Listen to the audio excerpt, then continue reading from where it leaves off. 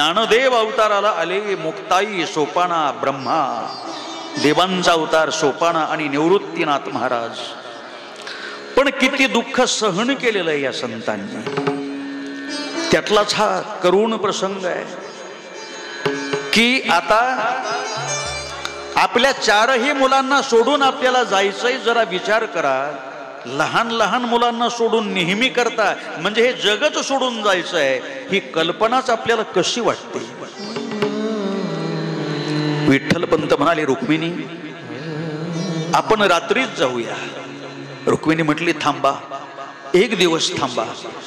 माझ्या मुलांना कधी गोडधोड खायला मिळालं नाही, पण उद्या माझ्या मुलांना काहीतरी गोडधोड खाऊ घालावं आणि मगच त्यांचा निरोप घ्यावा असं मला वाटतं. विठ्ठलपंत म्हटले, ठीक आहे, जशी तुमची इच्छा. आणि दुसऱ्या दिवशी सकाळी उठलेले आहेत लगबगीनं रुक्मिणी, आईसाहेब आणि मुक्ता सोपानाला म्हणाल्या. धुमसणाऱ्या धुनीजवळ बसलेले होते निवृत्तीनाथ शेजारी, मोगऱ्याच्या फुलांचा विठ्ठलाला हार गुंफत बसलेले ज्ञानदेव. सोपाना भांडी विसळत होता, मुक्ताई रांगोळी काढत होती. आणि अचानक सकाळी सकाळी आई साहेबांनी हाक मारली, मुक्ता, सोपाना, निवृत्ती, ज्ञानदेवा, इकडे या. चौघे जवळ आले. काय आई? बाळांनो, आज मी तुम्हाला गोड जेवण करणार आहे. गोड जेवण? हो, आज की नाही, मी तुम्हाला मांडे करणार आहे. मांडे म्हणजे मोठ्या आकाराची पुरणाची पोळी. आई मांडे करणार, आई मांडे करणार. एवढा आनंद झाला, ज्ञानदेव नाचू लागले, सोपाना तर उड्याच मारू लागला. मुक्ताई म्हटली, आई तू काळजी करू नको, तू बाकीची सगळी तयारी कर, मी सगळी भांडी वगैरे विसळून तुला व्यवस्थितपणे आणून देते. लगबगीनं मुलं कामाला लागली. आपल्या त्या कोमल बालकांकडे पाहिलं, स्वयंपाक करत होत्या. पण स्वयंपाक करता करता रुक्मिणीचं अंतःकरण भरून येत होतं. डोळ्यांसमोर स्वयंपाक दिसत नाही, हात स्वयंपाक करतायत, पण डोळ्यासमोर मुलं दिसतायत. आणि चारही मुलांकडे पाहून रुक्मिणी आईसाहेब म्हणतायत, उद्यापासून या बाळांवरती आभाळाचं पांघरून, आभाळाचं पांघरून. 4 भुईमुगाचे दाणे सुद्धा माझ्या मुलांना सोडून मी कधी तोंडामध्ये टाकले नाहीत. आणि आज अशीच ही बाळ निराधारपणे सोडून निघून जाऊन काय करावं, कसं होईल या बाळांचं. स्वयंपाक झाला, मुलं भोजन करण्याकरता बसली. रुक्मिणीनं मांड्याचा घास तोडला आणि चिमुकल्या ज्ञानदेवाच्या समोर धरला. चिमणीनं काहीतरी आणल्यानंतर पिलं जशी तोंड वासून उभे राहतात, तशी मुलांनी तोंड उघडावं आणि आईनं तोंडामध्ये घास भरवावा. निवृत्तीनाथांच्या लक्षात यायला वेळ लागला नाही, ज्ञानदेवांच्या, सोपानाच्या, मुक्ताईच्या लक्षात नाही. पण निवृत्तीनाथ विचार करतायत, आई एवढा गोड स्वयंपाक करून भरवते, पण रडते का बरं सारखी. आणि रुक्मिणी आईसाहेब सांगतात, बाळांनो, त्रास द्यायचा नाही बरं एकमेकांना, सगळ्यांनी एकमेकांना धरून राहायचं. कोणी काही बोललं तर ऐकून घ्यायचं, कोणाला प्रत्युत्तर द्यायचं नाही. बाबांची शिकवण ठाऊक आहे ना तुम्हाला. सोपाना म्हटला, हो आई. मुक्ताई म्हटली, हो आई. घास भरवले, जेवली, मुलं तृप्त झाली, खेळण्याकरता निघून गेली. दिवस गेला, रात्र झाली. 4ही मुलं अंथरुणावरती झोपवली. शांतपणे 4ही मुलं झोपलेली आहेत. पण विठ्ठलपंत आणि रुक्मिणी मात्र दोघे जागेच आहेत. डोळ्यासमोर चित्राणा पर्णकुटीतला प्रसंग आहे. 4 बाळं झोपलेली आहेत. विठ्ठलपंत रुक्मिणी झोपल्याचं नाटक केलं आणि गाढ निद्रा लागल्यानंतर अर्ध्या रात्री रुक्मिणी उठली. विठ्ठलपंतांकडे पाहिलं, विठ्ठलपंत दिसत नाही.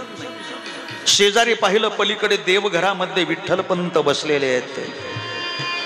आणि ज्यावेळी विठ्ठलपंत बसले, त्यावेळी विठ्ठलपंतांनी पांडुरंगाच्या समोर भोर्जपत्र हातामध्ये घेतलं, लेखणी हातामध्ये घेतली आणि पैठणच्या धर्मसभेकरता पत्र लिहितात विठ्ठलपंत. शेवटचं पत्र.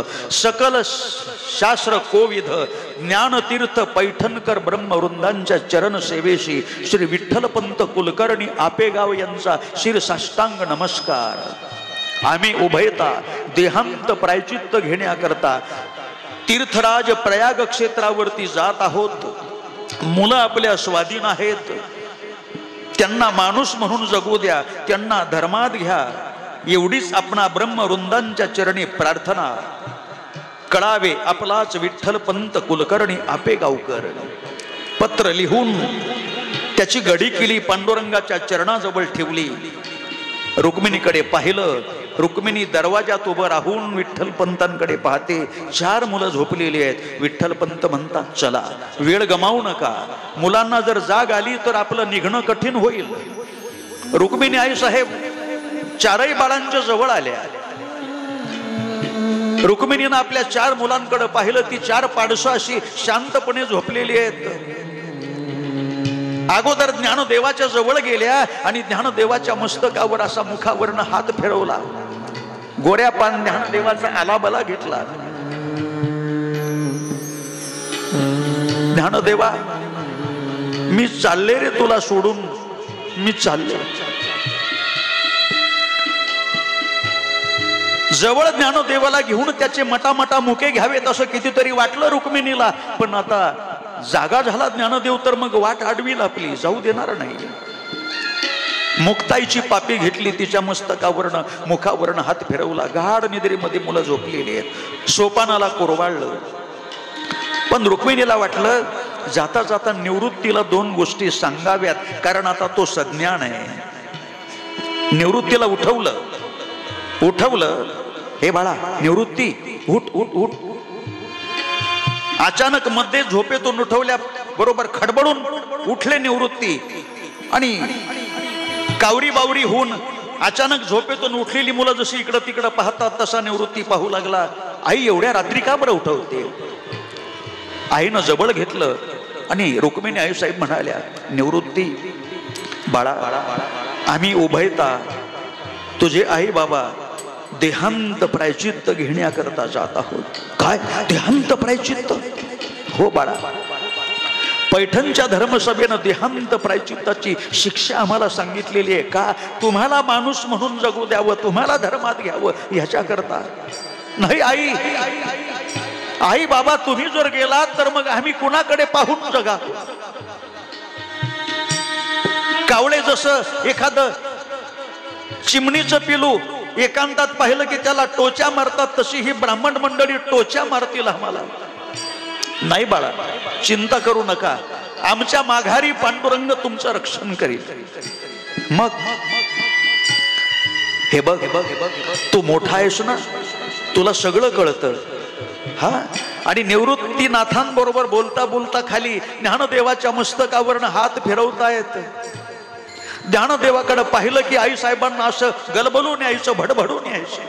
कसं सोडून जाऊ या ज्ञानदेवाला? किती सुंदर दिसतो माझा ज्ञानदेव. पण निवृत्तीनाथांना सांगितलं, हे बघ सोपाना ज्ञानदेवापेक्षा लहान आहे, तू ऐकतो बरं का. सांगितल्यानंतर मुक्ताई सुद्धा सगळं काम करते, आता तिला थोडा थोडा स्वयंपाक सुद्धा करता येतो. पण माझा ज्ञानदेव मात्र फार हट्टी आहे रे निवृत्तीनाथ. माझा ज्ञानदेव फार हट्टी आहे, तो नाही ऐकणार. पण त्याला समजून सांगण्याची सगळी जबाबदारी तुझी. ज्ञानदेवाला सांभाळ, ज्ञानदेवाला सांभाळ. निवृत्तीनाथ महाराज म्हणाले, आई तू नको काळजी करू, ज्ञानदेवाची काळजी मी घेईल. नवे नवे आता आजपासून या 3ही भावंडाची आई सुद्धा मीच आणि बाप सुद्धा मीच होणार, तुम्ही नका काळजी करू. तेवढ्यात विठ्ठलपंत आले आणि रुक्मिणीला म्हणाले, चला आवरा, उशीर झालेला आहे. आणि झरकन बाहेर गेले. एकदाच डोळे भरून मुलांना पाहिलं, बाहेर जाऊन उभे राहिले. पाठीमागनं निवृत्तीनाथ उठले, आपल्या वडिलांजवळ आले आणि हातात हात घेतला आणि आपल्या वडिलांना म्हणाले, बाबा बाबा तुम्ही निघालात आम्हाला सोडून, हो निवृत्ती, पण आता उद्यापासून तुमच्यावरती आभाळाचं पांघरून या तीनही भावंडांचा बापही तूच आहेस आणि आईही तूच आहेस. रुक्मिणीनं तीनही मुलांकडे पुन्हा एकदा डोळे भरून पाहिलं आणि प्रेत घरातून बाहेर नेत असताना जी गलबल होते, मोठा हुंदका आला, पण आवरण्याकरता पदराचा बोळा करून तिनं तोंडामध्ये कोंबला, तशीच बाहेर आली आणि विठ्ठलपंत रुक्मिणी निवृत्तीनाथाच्या मस्तकावरती हात ठेवला दोघांनी आणि चारही मुलांना सोडून विठ्ठलपंत आणि रुक्मिणी आई साहेब निघाले. तीर्थराज प्रयाग क्षेत्राच्या दिशेनं निघाले. विठ्ठलपंत रुक्मिणी निघून जातात आणि दूर जाणाऱ्या विठ्ठलपंत रुक्मिणीकडे, आपल्या आई वडिलांकडे डोळ्यातून घळघळ अश्रू वाहणारे निवृत्तीनाथ उभे राहून पाहत राहिले.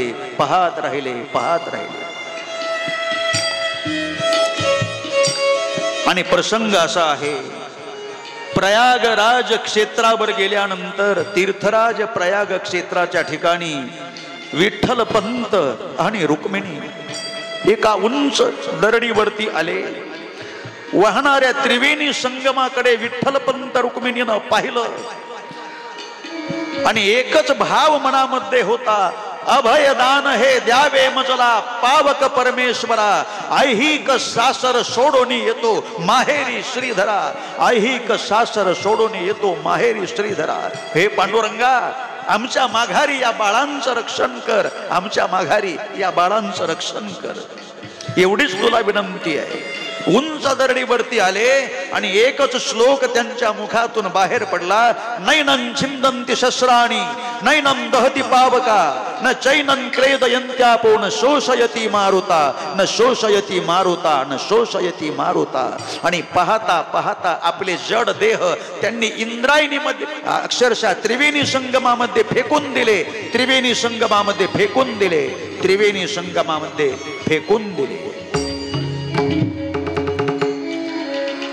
विठ्ठलपंत रुक्मिणी गेले.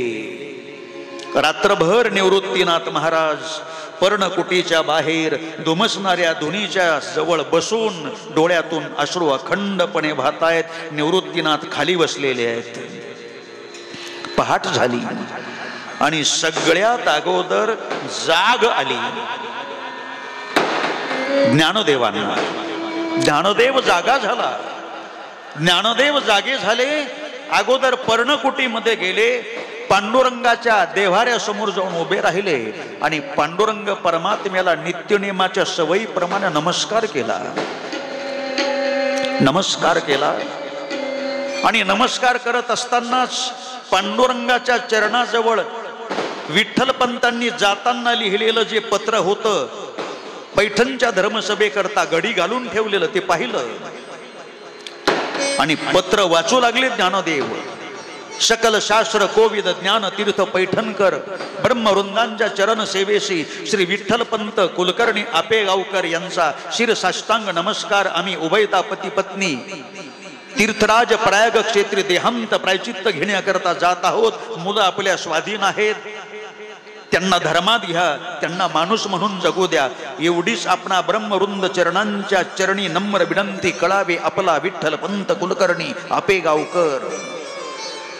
पत्र वाचलं आणि देहांत प्रायचित्त घेत आहोत हे वाक्य वाचल्याबरोबर ज्ञानदेवावरती वीज कोसळल्यासारखं झालं आणि ज्ञानदेव मोठ्यानं ओरडले, आई बाबा, आई बाबा. कितीतरी मोठा आवाज तो पहाटे ऐकला.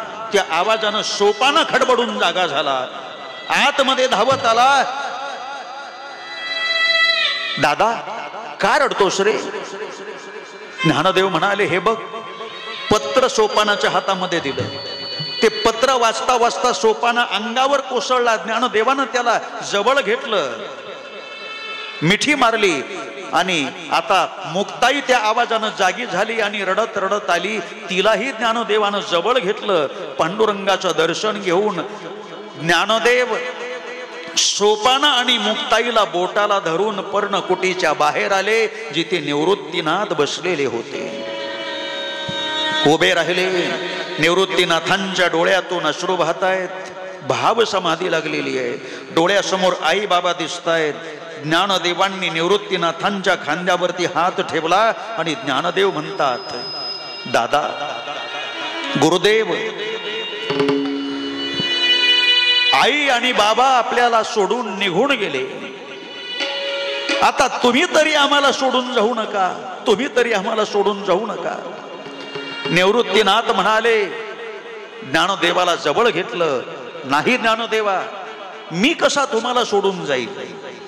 ऐक ज्ञाना, सगळ्यात अगोदर तू जाशील, त्यानंतर सोपाना जाईल, त्यानंतर मुक्ता जाईल आणि तुम्हा तिघा भावंडांची बोलवण गेल्याशिवाय मला जाण्याचा अधिकार नाही, मला जाण्याचा अधिकार नाही, मला जाण्याचा अधिकार नाही. मुक्ताई रडत होती, सोपानाला जवळ घेतलं आणि तेवढ्यात कुंभाराची एक लक्ष्मी आली. ज्ञानदेवांकडे पाहिलं तिनं, तिला पाहून गडबडून आलं आणि ज्ञानदेव म्हणतात, लक्ष्मी आत्या, आमचे आई बाबा आम्हाला सोडून गेले ग, आमचे आई बाबा आम्हाला सोडून गेले. त्यावेळी कुंभाराची लक्ष्मी जवळ आली आणि ज्ञानदेवांना म्हणाली, ज्ञानदेवा, रडू नकोस रे, रडू नकोस. त्यावेळी ज्ञानदेव रडणाऱ्या रुक्मिणीला म्हणतात, रुक्मिणी, आता तू नको रडू. माझी आई म्हणायची, भरलेल्या घरामध्ये असं रडू नये माणसानं. पण लक्ष्मी आत्या, तू कुंभारी नाहीस, मातीचे घट बनवतेस. सगळे घट एकाच मातीपासून निर्माण होतात, पण काही घटांमध्ये मात्र अग्नी पडतो आणि काही घटांमध्ये मात्र गाईचं पवित्र दूध पडतं. घट एकाच मातीपासून निर्माण होतात, पण प्रत्येक घटाचं प्रारब्ध वेगवेगळं असतं. तसे हे सगळे घट परमेश्वरानं निर्माण केलेले आहेत, प्रत्येकाचं प्रारब्ध भिन्न भिन्न आहे.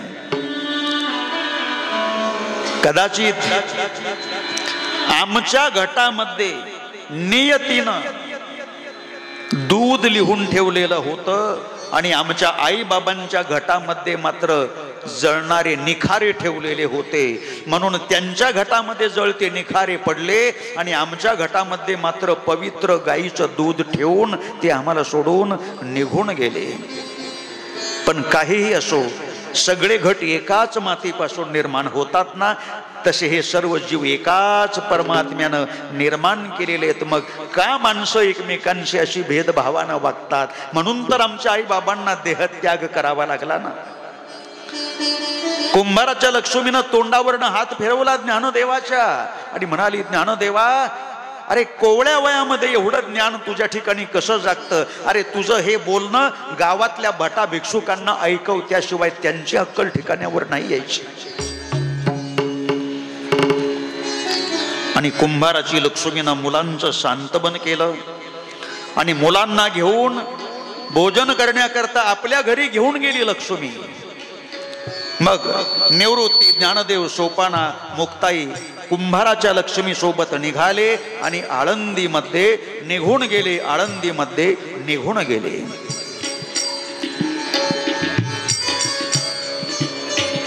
एक दिवसचा प्रसंग आहे. मागण्याकरता एक मिनिट सावध होण्याकरता थोडस भजन आपण करू. श्री कृष्ण गोविंद हरे मुरारी, हे नाथ नारायण वासुदेव. श्री कृष्ण गोविंद हरे मुरारी, हे नाथ नारायण वासुदेव. श्री कृष्ण गोविंद हरे मुरारी, हे नाथ नारायण वासुदेव. श्री कृष्ण गोविंद हरे मुरारी, हे नाथ नारायण वासुदेव.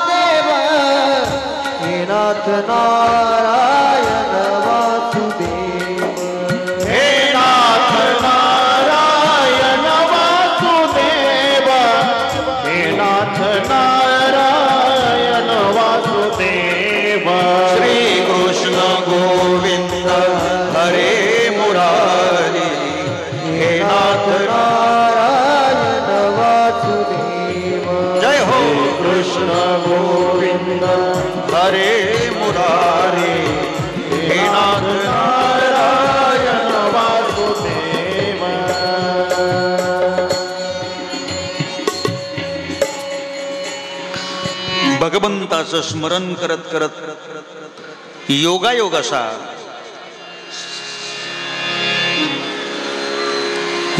असा महादेव भट्टांच्या वाड्यासमोर संत ज्ञानेश्वर माऊली मधुकरी करता आले आणि महादेव भट्टांना संतती नव्हती, निपुत्रिक होते आणि कुठंतरी मनामध्ये आपल्याला पुत्र प्राप्ती होत नाही याचं दुःखही होतं. आयुष्य तर बरंच सरून गेलेलं होतं. त्यांची पत्नी मात्र प्रेमळ होती आणि ज्ञानदेव आले. महादेव भट्टांच्या वाड्यात पाऊल टाकलं. त्यावेळी महादेव भट्ट स्नान करण्याकरता इंद्रायणीवरती गेलेले होते आणि ज्ञानदेवांनी वाड्यात येऊन मधुकरी करता आवाज दिला, भिक्षां देही.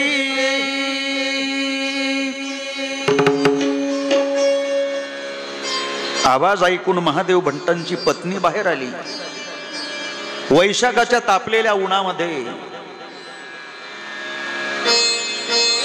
अनवाणी पायानं चालत आलेले ज्ञानदेव गरम तापलेल्या जमिनीवरती चालून चालून गोरे पान चरण ज्ञानदेवांचे लाल बुंद झालेले आहेत. जटांमधून घाम त्याच्या धारा अशा चेहऱ्यावरती ओघळलेल्या आणि गोरा पान चेहरा असा लालबुंद आणि खरपूस झालेला होता उन्हानं.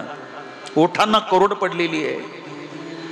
ज्ञानदेवाकडे पाहिलं आणि महादेव भट्टांच्या पत्नीच्या मनात कालवा कालव झाली, कारण छोट्याशा ज्ञानदेवाकडे पाहून तिचं मातृवात्सल्य जागृत झालं. ज्ञानदेव म्हणतात, माई भिक्षा. थांब ज्ञानदेवा, आणते भिक्षा. लगेच गेल्या. एका हातामध्ये पाण्याचं भांड आणि थोडा गुळाचा खडा आणला आणि ज्ञानदेवाच्या समोर धरून म्हटल्या, ज्ञानदेवा नुसतं पाणी नको पिऊस. अरे उन्हातून आलास, पोटाला तडस लागेल तुझ्या नुसतं पाणी पिल्यानं. हा थोडा गुळाचा खडा घे. त्या गुळाच्या खड्याकडे ज्ञानदेवांनी पाहिलं आणि ज्ञानदेव म्हणतात, नाही आई साहेब, गोडाधोडाची सवय नाही माझ्या जिभेला. गोडाधोडाची सवय नाही माझ्या जिभेला. आणि एकदा जर जिभेला चटक लागली गोडधोड खाण्याची आणि जर नाही मग वेळेवरती गोड खायला मिळालं तर काय अवस्था होते. नको, थोडस पाणी द्या.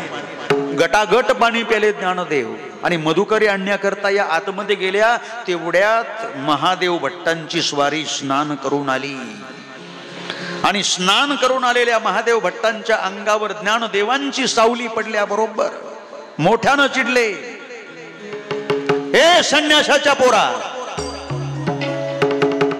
अरे इतक्या दिवसांपासून आम्ही बहिष्कृत केलेलं आहे तुम्हाला गावातून, तरी मधुकरी मागण्याच्या निमित्तानं गावात येता आणि हा सिद्धेश्वराच्या परिसर मंदिरातला परिसर सगळा भ्रष्ट केला तुम्ही. आणि आज अगदी माझ्या वाड्यामध्ये पाऊल टाकण्याचं धारिष्ट केलंस. ज्ञानदेवांनी हात जोडले, काका आम्हाला धर्मात घ्यावं, माणूस म्हणून जगू द्यावं, याच्याकरता आमच्या आई बाबांनी देहांत प्रायचित्त घेतलं. एवढं पुरेसं नाही का? अजून काय हवंय आमच्याकडनं?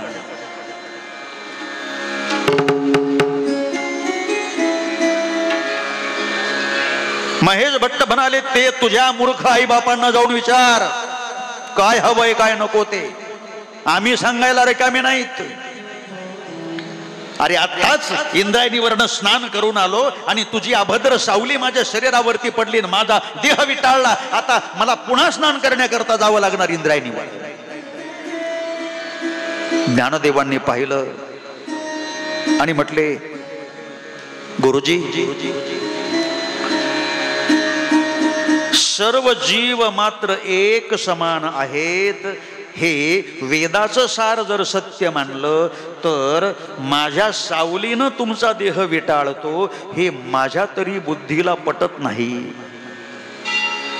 वेदाची चर्चा माझ्याशी करतोस, जीभ कशी झडत नाही तुझी? चालता हो हे संन्यासाच्या कार्ट्या, नाहीतर लत्ता प्रहार करून हाकलून देईल. ज्ञानदेव म्हणाले, हे पहा, पोटी पुत्र संतती नाही तुमच्या, पण मी तुमच्या पुत्रा समान आहे. पोटी पुत्र संतती नाही हे शब्द ज्ञानदेवांच्या मुखातून ऐकल्यावर तर मग पारात चढला, कारण ज्ञानदेवांनी वर्मावरच बोट ठेवलं. काडकन तोंडात मारली ज्ञानदेवांच्या, 5 बोट गालावरती उठली ज्ञानदेवांच्या. चल चालता हो. तेवढ्यात पत्नी महादेव भट्टांची घेऊन आली मधुकरी. अहो काहो काय केलं, लेकराच्या तोंडात मारली. ज्ञानदेवा थांब, मधुकरी घेऊन जा. डोळ्यातून गळगळ अश्रू वाहतायत, गाल लाल बुंद झालेला आहे. ज्ञानदेवांनी केविलवाण्या चेहऱ्यानं महादेव भट्टांकडे पाहिलं आणि म्हणाले, आई साहेब, काका, मधुकरी नको मला. का? मधुकरी मिळाली मला. गालावरती हात पुन्हा ठेवून ज्ञानदेव म्हणतात, मला मधुकरी मिळाली काका, मधुकरी मिळाली. का कोण जाणे. एवढ्याही प्रतिकूल परिस्थितीमध्ये ज्ञानदेवांच्या मुखातून एवढे प्रेमळ शब्द बाहेर पडतात. नकळत महादेव भट्टांच्या अंतकरणातही कालवा कालव झाली. अरे रागाच्या भरात या लेकरावरती हात उचलला, पण असं करायला नको होतं याचा कुठंतरी पश्चाताप आता अंतकरणामध्ये जाणवू लागला. हे ज्ञानदेवांना जाणवलं. त्यांच्या अंतकरणात होणारा बदल ज्ञानदेवांनी पाहिला आणि ज्ञानदेव म्हणतात, बस मला माझी मधुकरी मिळाली. लौकिकातली मधुकरी नको मला.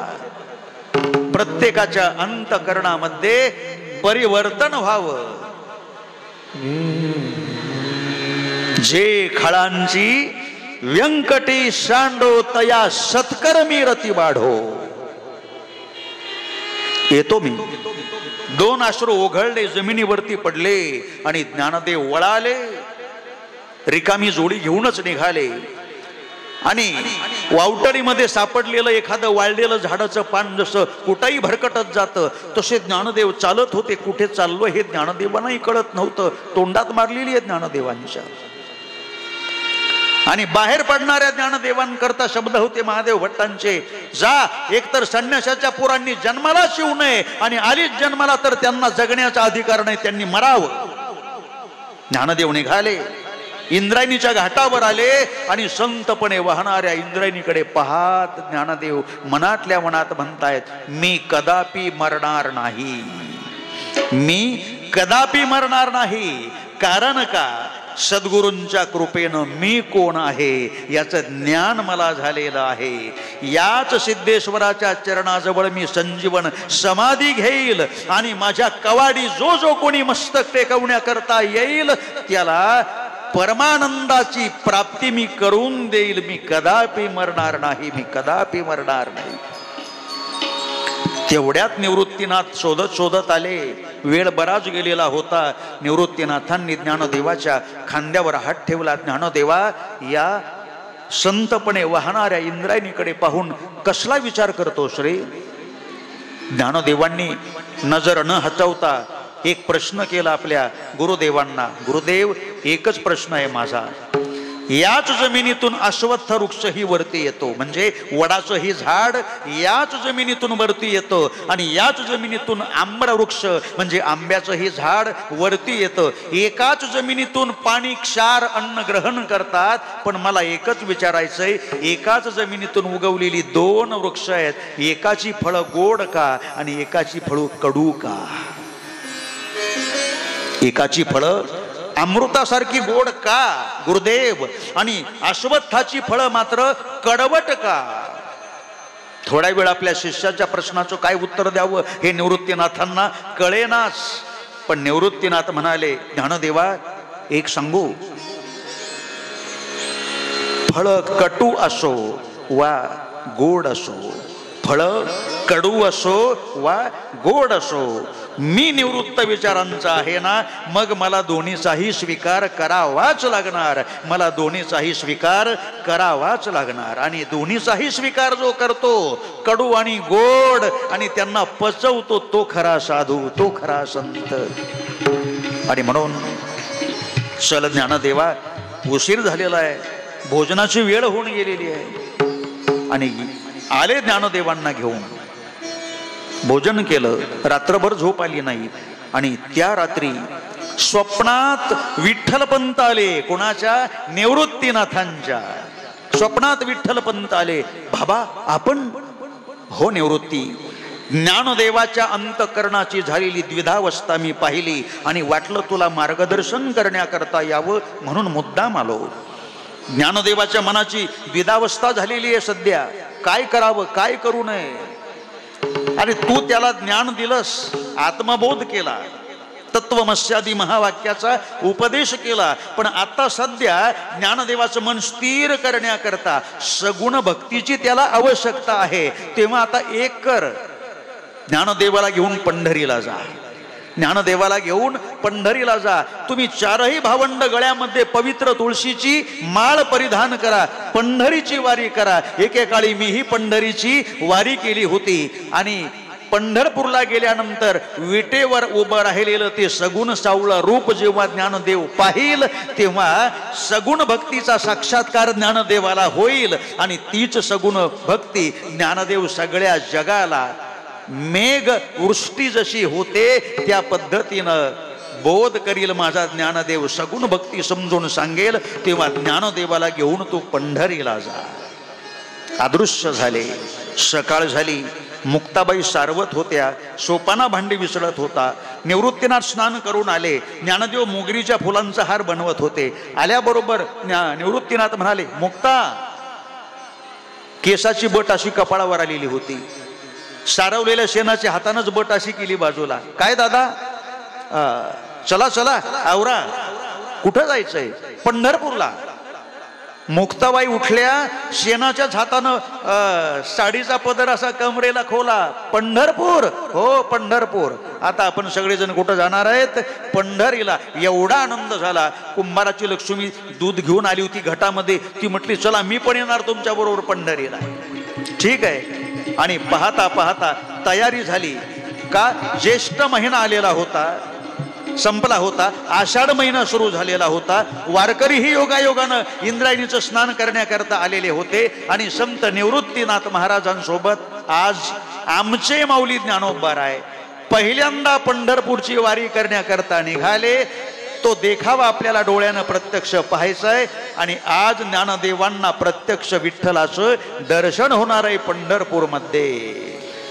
चला हो पंढरी जाऊ, चला हो पंढरी जाऊ, जीवाचा जीवल पाहू, जीवाचा जीवल पाहू, जीवाचा जीवल पाहू. चला हो